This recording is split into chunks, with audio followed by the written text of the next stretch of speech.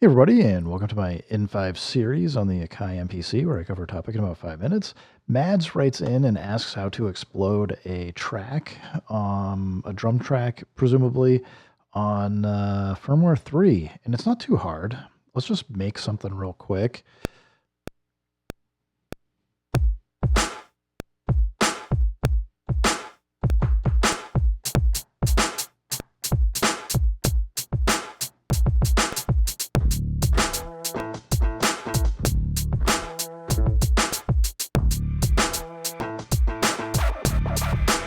So I'm just kind of goofing around. It's not perfect, but we've got a little bit of bass, we've got some percussion, we've got some hats and snares. And the question is how do you explode them all?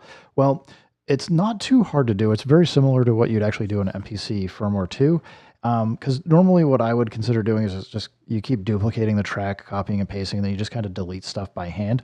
In the MPC Firmware 3, it actually does a pretty good job of keeping mute groups together. So you're going to need to do a little bit of renaming and things, but just click the pencil.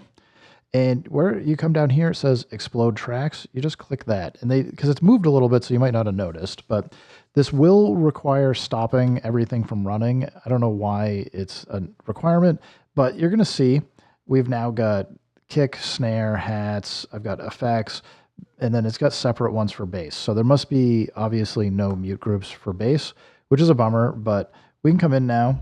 I can play it. And you can see we've got a kick track. If I move over to snares, we can see the snares are out here. So everything's kind of exploded. Now, I do want to show you. I'm going to undo this. I'm going to undo the explode. And the reason why I want to do this is if I put all of these bass into a single track, I can then do what I was talking about. So we're going to go menu, track, edit, and I want to go and for each of these, let's just call it mute group 1, because I want these to all be on the same track for whatever reason. So now if I hit play, they're all going to be muting each other as they play. And now if I go do pencil and do explode track, we're going to see it's going to look a little different. And this is where you're going to see it's going to say mute 1 or something. I think it's mute or mute group 1. I forget. But if we go mute here, you can see, yeah, it says mute group 1. This is where all the bass notes have landed. So I can now just hit this to mute everything. I can bring the mutes in and out. Anyway, Mads, if this isn't what you're talking about, feel free to give me a little bit more information about what you're trying to look for. But if you're looking to explode the drum kits like this is probably the best way to do it. Otherwise, yeah, old style, I have absolutely in the past copied tracks and kept them going, kind of like this. Or if we go back to track 1, I would go pencil.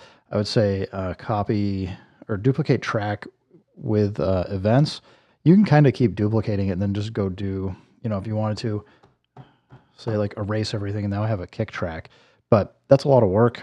I wouldn't bother going through that. I just use the explode track. Anyway, thank you for the question. Everybody else, thanks for stopping by. Keep making music. Keep having fun. Remember, if it sounds good, it is good. And peace.